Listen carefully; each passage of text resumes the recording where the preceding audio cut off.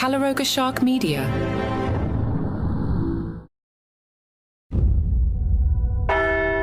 In a small, dimly lit room beneath the streets of ancient Rome, a group gathers in whispered prayer.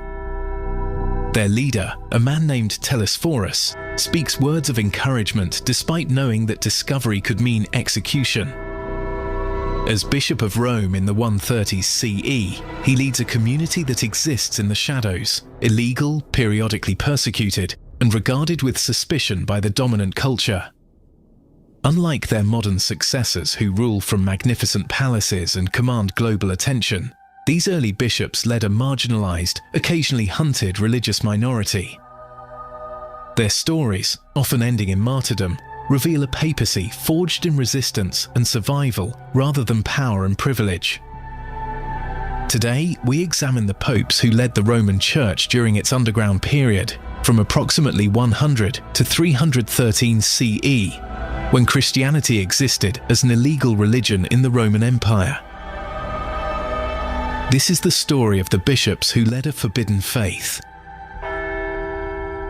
This is White Smoke, Episode 19, The Underground Bishops, Leading During Persecution. To understand the challenges facing early popes, we must first understand the religious context of the Roman Empire. Unlike modern secular states that separate religion from governance, Rome integrated religious practice into every aspect of public life. Citizens demonstrated loyalty through participation in state cults, offering sacrifices to the emperor and traditional gods to ensure divine favor for the empire. Roman religion was fundamentally concerned with maintaining proper relations between humans and gods, explains Dr. Mary Beard, Professor of Classics at Cambridge University. Refusing to participate wasn't just a personal choice, but a potential threat to community welfare. This made Christianity, with its rejection of traditional cults, inherently suspicious from a Roman perspective. Roman authorities initially viewed Christianity as a bizarre Jewish sect, but as the new religion spread and distinguished itself from Judaism, officials increasingly regarded it as a potentially subversive movement. Christians' refusal to worship the emperor or traditional gods, their secret meetings, and their talk of another kingdom suggested disloyalty to Rome. This suspicion created a precarious legal position. While the empire didn't consistently enforce religious conformity, Christians remained vulnerable to periodic crackdowns. Pliny the Younger, governor of Bithynia Pontus, wrote to Emperor Trajan around 112 CE, asking how to handle Christians. Trajan's response established a pattern that would persist for nearly 2 centuries. Christians shouldn't be actively sought out, but those reported and confirmed as believers should be punished if they refused to recant. For the bishops of Rome leading this suspect community, this legal uncertainty created constant pressure. They never knew when tolerance might suddenly shift to active persecution. While tradition holds that all earliest popes died as martyrs, historical evidence for many of these claims remains questionable. With Telesphorus, however, who allegedly led the Roman Church from approximately 126 to 137 CE, we encounter the first pope whose martyrdom is attested by a near-contemporary source. Around 180 CE, Irenaeus of Lyons specifically mentioned Telesphorus as that blessed and faithful martyr. This relatively early reference lends credibility to the martyrdom tradition, though details of his death remain unknown.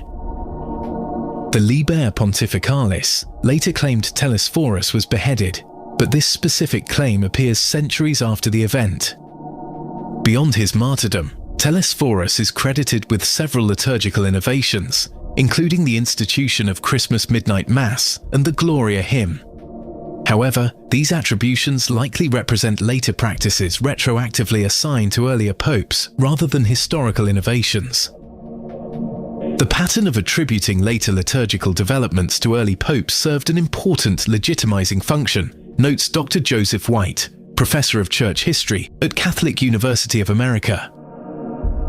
By connecting contemporary practices to apostolic-era figures, the Church emphasized continuity despite the actual historical development of these traditions. What seems more historically plausible is that Telesphorus led during a period when Christianity was developing more standardized worship forms. Archaeological evidence from the 2nd century reveals increasingly distinct Christian gathering spaces within private homes, suggesting more formalized community practices. One of the earliest documented interactions between a pope and another prominent Christian leader occurred around 154 CE, when Polycarp, elderly bishop of Smyrna and disciple of the Apostle John, visited Pope Anicetus in Rome. Their meeting, recorded by later church historians, centered on the proper date for celebrating Easter, with Eastern churches following one calculation method and Rome another. This encounter reveals several important aspects of developing papal authority. First, that a revered Eastern bishop traveled to Rome for consultation demonstrates the Roman Church's growing importance within the broader Christian community. Second, that Anicetus and Polycarp failed to reach agreement, but parted amicably shows that papal authority was not yet considered absolute or unquestionable. The Anicetus-Polycarp meeting exemplifies how authority functioned in the 2nd century church, explains Dr. George Demokopoulos, professor of historical theology at Fordham University. Leadership operated through consultation and persuasion rather than unilateral decree. The Roman bishop was an important voice, but not yet the final arbiter in all disputes. This consultative model of authority suited the underground church's reality. Without institutional power or legal recognition, early popes relied on moral authority and persuasive leadership rather than formal jurisdiction. Their influence derived from Rome's status as an apostolic church, its location in the imperial capital, and its reputation for doctrinal reliability. By the late 2nd century, we begin to see more assertive claims of Roman authority, particularly during the pontificate of Victor I, approximately 189 to 199 CE. The Easter dating controversy continued, and Victor took a dramatically different approach than Anicetus, threatening to excommunicate Asian churches that maintained their distinct celebration date. This unprecedented assertion of authority generated significant pushback. Irenaeus and other bishops wrote to Victor urging moderation and respect for regional diversity. The controversy revealed both the expanding conception of papal authority and its practical limitations in the pre-Constantine Church. Victor's actions represent an important turning point, notes Dr. Eamon Duffy.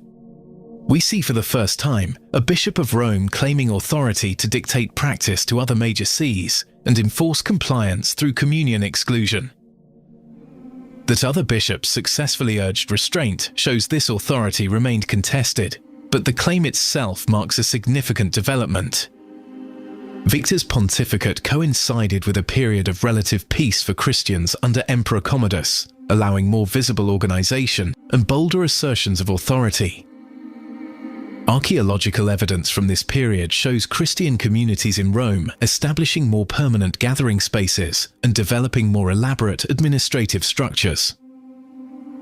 Internal divisions within the Roman Church became visible during the early 3rd century, particularly in the conflict between Pope Callistus, 217 to 222 CE, and his rival Hippolytus, sometimes considered the first antipope.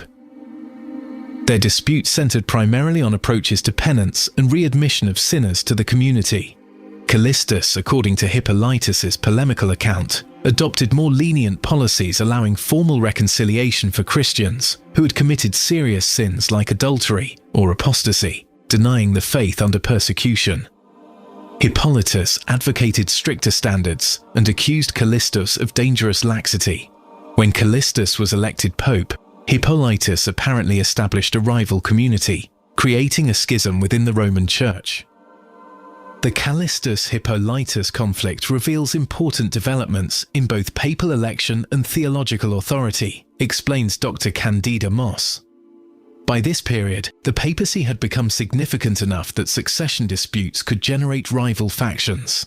Additionally, the dispute shows the Pope's growing role in establishing disciplinary norms rather than simply preserving tradition. What makes this conflict particularly remarkable is that both men were later recognized as saints despite their bitter opposition. According to tradition, Callistus died as a martyr during a local persecution in Rome. Hippolytus, after years as a schismatic leader, was reportedly reconciled to the church before being exiled with Pope Pontian during the persecution under Emperor Maximinus Thrax in 235 CE and died in the mines of Sardinia. This reconciliation and dual recognition illustrates the early church's capacity to integrate opposing perspectives over time, acknowledging the good faith and ultimate witness of figures who had been bitterly divided in life. The mid-3rd century saw increasingly systematic persecutions that directly targeted church leadership. Emperor Decius issued an empire-wide edict in 250 CE, requiring all citizens to perform sacrifices to the traditional gods and obtain certificates confirming their compliance. This direct attack on Christian identity created enormous pressure on the community and its leaders. Pope Fabianus became one of the first victims of this persecution, martyred in January 250. His death created not only emotional trauma, but practical challenges, as the Roman Church remained without a bishop for over a year due to the intensity of the persecution. When Cornelius was finally elected pope in March 251, he faced not only ongoing external danger, but internal division over how to treat Christians who had obtained sacrifice certificates or actually performed the sacrifices under persecution. A priest named Novatian advocated permanent exclusion of these lapsed Christians, while Cornelius supported a path to reconciliation through penance. This disagreement led to the second major schism, with Novatian establishing himself as a rival bishop, supported by those favouring stricter discipline. The conflict extended beyond Rome, drawing in bishops from other regions who supported various positions on the readmission question. The persecution politics of this period fundamentally shaped papal development, notes Dr. Alan Brent. Martyrdom itself became a source of authority, with popes like Fabianus gaining moral stature through their ultimate witness. Simultaneously, practical questions about handling mass apostasy required popes to exercise more explicit judicial authority in determining conditions for reconciliation. These pressures continued when Cornelius himself was exiled in 253 CE, dying shortly afterward. His successor Lucius was also immediately exiled, though briefly allowed to return to Rome before his death. Despite, or perhaps because of, these external pressures, the mid-3rd century saw significant development in papal administrative structures. Under Pope Fabian, the Roman Church was divided into 7 ecclesiastical districts, each overseen by a deacon.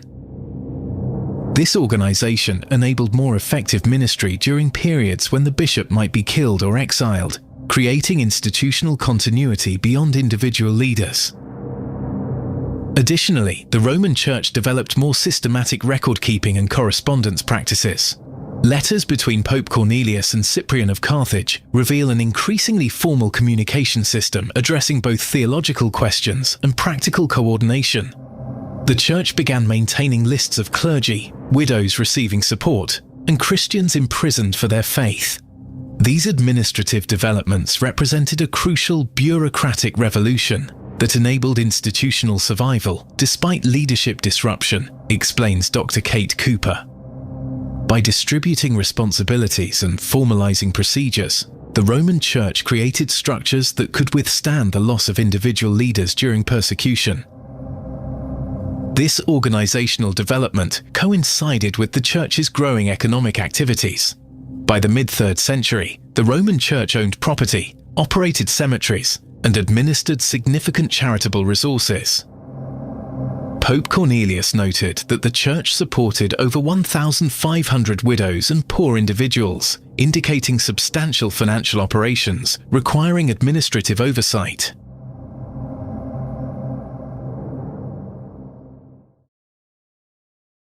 What if everything you've been taught about happiness is wrong? We chase careers, approval, more stuff, hoping it'll finally make us feel fulfilled, but it never sticks. What if happiness isn't out there, but already inside you, just waiting to be unlocked? Discover the book, The Happiness Experiment. Every person has a unique happiness type, and when you understand yours, everything shifts. You'll stop chasing and start creating joy on your own terms. Discover your happiness type with a free happiness type assessment. Go to myhappinnesstype.com. That's myhappiness.com. It takes just a minute and it might change your life. Then grab your copy of The Happiness Experiment at Books A Million. This isn't just a book, it's a practical framework, a journey inward. It's a tool to help you reconnect with the happiness that's been waiting inside you all along. Pick up The Happiness Experiment and start your happiness experiment today.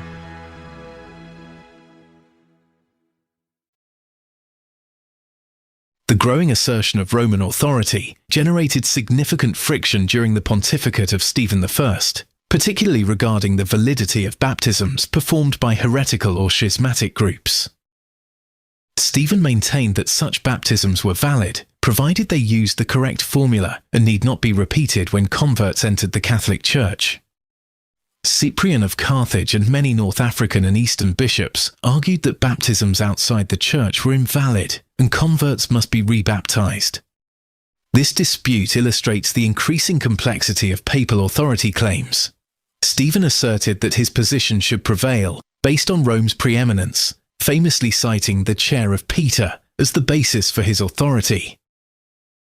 Cyprian, while acknowledging Rome's importance, maintained that each bishop possessed equal authority within their jurisdiction, and major questions should be resolved through episcopal councils rather than papal decree. The conflict became heated, with Stephen allegedly threatening excommunication against those who maintained the rebaptism position. However, his martyrdom during the Valerian persecution in 257 CE prevented further escalation. The controversy remained unresolved for decades, though the Roman position eventually became standard practice throughout the Church. The relative peace of the late 3rd century ended with the Great Persecution launched by Emperor Diocletian in 303 CE. This final and most systematic persecution targeted church buildings and scriptures as well as leaders, attempting to destroy Christianity's material and textual foundations alongside its human leadership. Popes Marcellinus, Marcellus, Eusebius, and Miltiades led the Roman Church through this tumultuous final phase of underground existence. Their pontificates saw renewed internal conflicts over treatment of the lapsed, confiscation of church properties, and eventually the beginning of imperial toleration under Constantine. Miltiades, in particular, experienced the dramatic transition from persecution to imperial favour, becoming pope shortly after Emperor Galerius issued an edict of toleration in 311 CE. He witnessed Constantine's victory at the Milvian Bridge in 312 CE and the subsequent Edict of Milan in 313 CE that established legal recognition for Christianity. Miltiades represents the bridge between underground and imperial Christianity, observes Dr. Michel Salzman. Having experienced persecution firsthand, he suddenly found himself administering a church receiving imperial patronage. This transition fundamentally transformed both the papacy's self-understanding and its practical operations. The legacies of these underground bishops continued to shape the papacy, even as it emerged into public legitimacy. The martyrs provided moral authority and models of courageous leadership. The theological disputes established precedents for exercising doctrinal judgment. The administrative developments created organizational foundations for rapid expansion. Most significantly, these popes established a tradition of institutional resilience and adaptability that would enable the papacy to survive the eventual fall of the Roman Empire itself. By learning to function without state support, indeed under state opposition, they created a church capable of outlasting the very political structures that persecuted it. White Smoke is a production of Calaroga Shark Media, portions of which were made with the help of AI narration.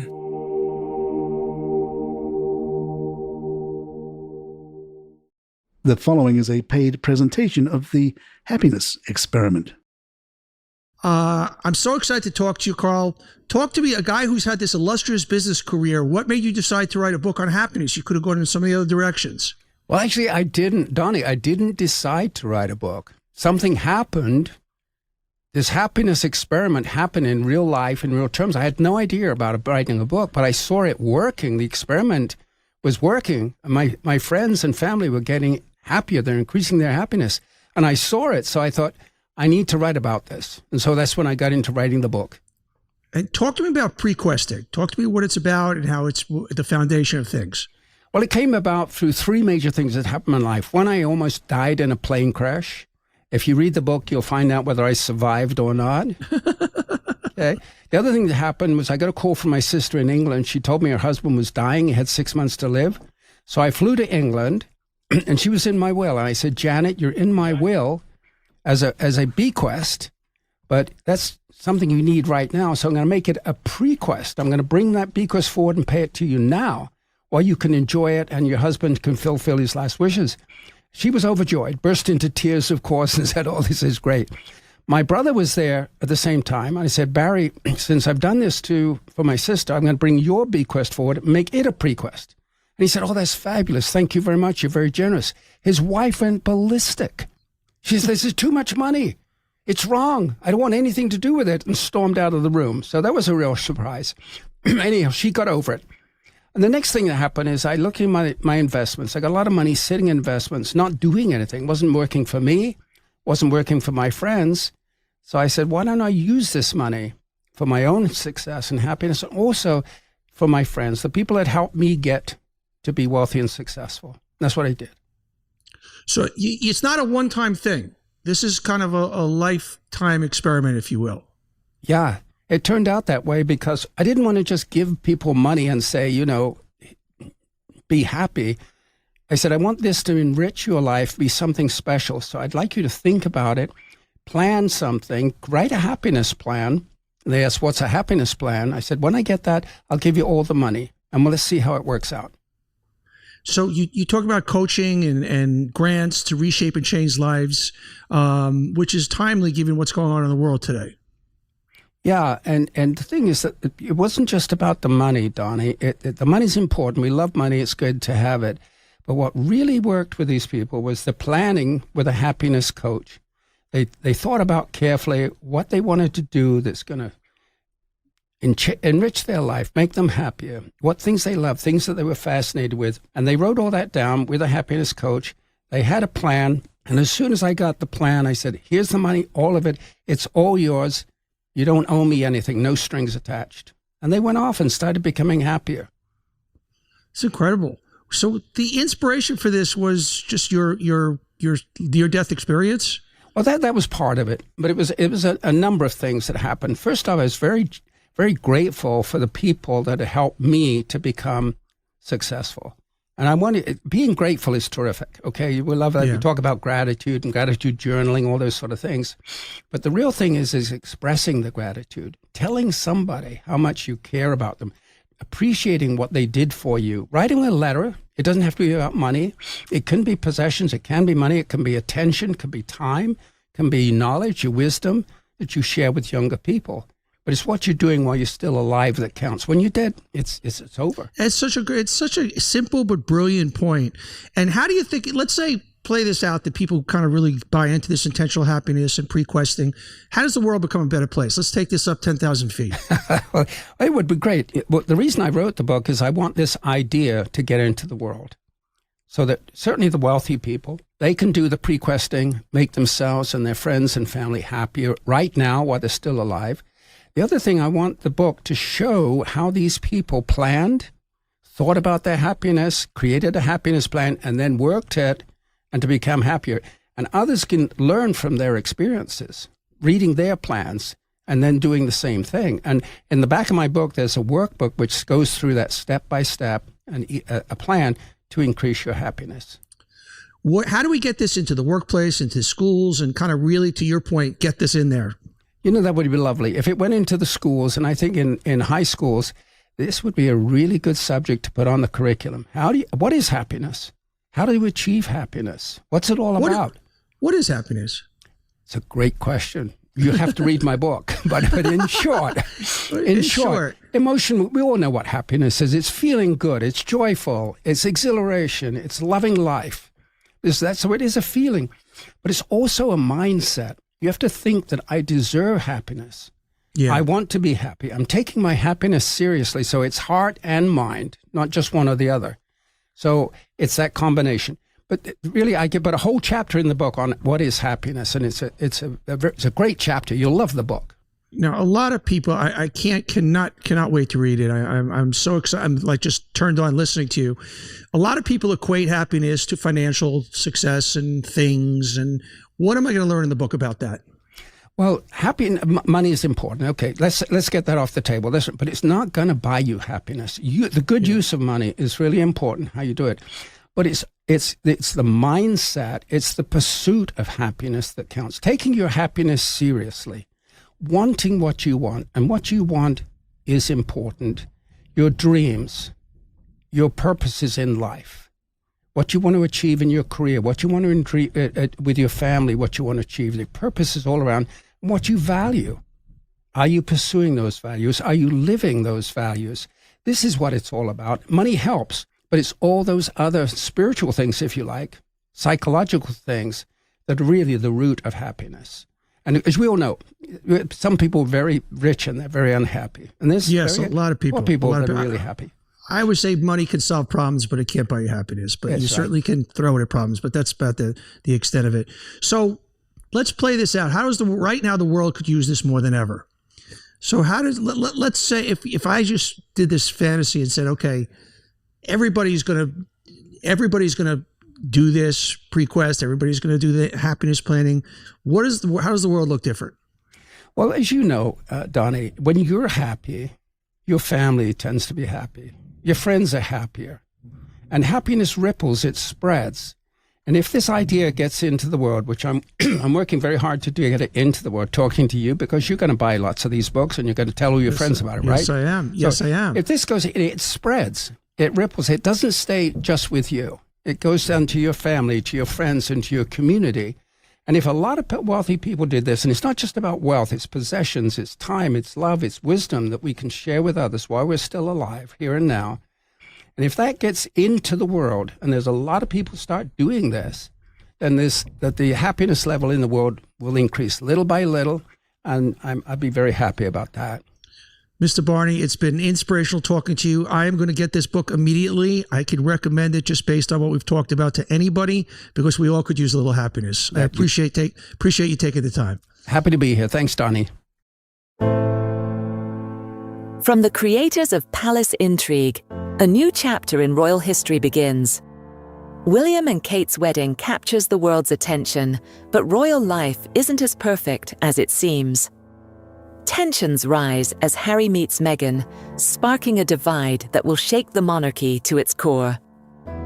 From explosive interviews to family scandals, the royal family faces its most public challenges ever. As King Charles takes the throne, the future of the monarchy hangs in the balance. Family secrets, royal rifts, and the future of the crown. Crown and Controversy, wherever you get your podcasts.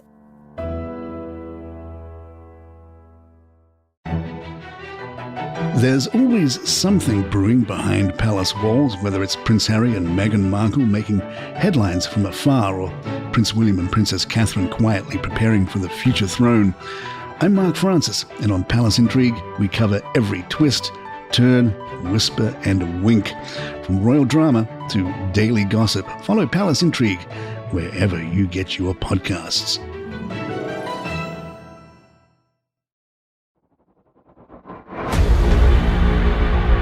You can call me James. I spent 23 years designing aircraft that officially don't exist for agencies you think TV made up. Until I started asking the wrong questions. Navy ships are recording objects moving at impossible speeds. Infrastructure is failing in coordinated patterns. The moon looks smaller than it did 10 years ago. None of this is a coincidence. The official explanations don't add up. This is Paranormal Aliens, where we connect the dots they don't want connected. If you're hearing this, you know where to get podcasts. Follow Paranormal Aliens. New episodes weekly until they shut me down.